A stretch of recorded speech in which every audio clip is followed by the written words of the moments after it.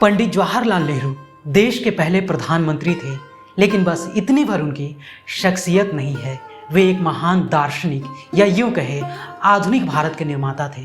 जवाहरलाल नेहरू बच्चों के बीच काफ़ी मशहूर थे, जिसके कारण बच्चे उन्हें चाचा नेहरू कह के बुलाते थे। चूँकि वह बच्चों से बहुत प्यार करते थे, इसलिए सरकार ने उनके जन्मदिन को बाल दिवस के रूप में मनाया।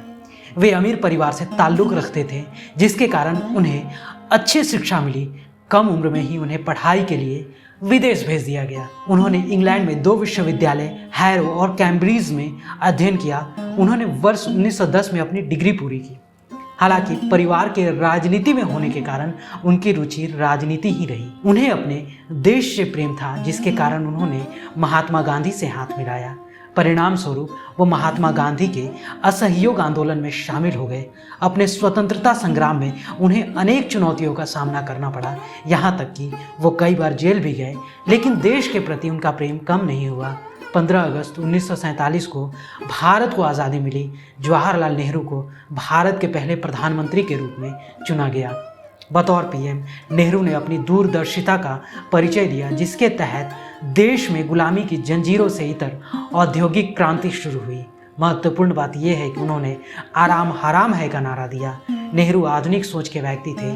वो हमेशा भारत को आधुनिक और सभ्य देश बनाना चाहते थे। नेहरू ने दुनिया के विकास की दौड़ में भारत को अगली कतार में खड़े करने का सपना देखा और उसी के मुताबिक तत्कालीन विश्व सियासत में अपनी नीतियों को तय भी किया।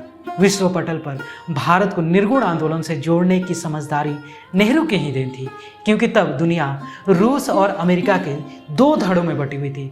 पंडित नेहरू के कार्यकाल की समीक्षा करने वाले लोग आज भी मानते हैं कि घरेलू मोर्चे पर नेहरू की नीतियां केवल जम्मू कश्मीर में ही लचर साबित हुई। चीन के साथ युद्ध में भारत की 1962 की पराजय को भी लोग नेहरू की उदारवादी नीति का ही कुफल मानते हैं। लेकिन कुल मिलाकर जिस आर्थिक विकास की नींव नेहरू ने रखी, उसकी कायल आज़ादी के बाद की तमाम सरकारें रहीं।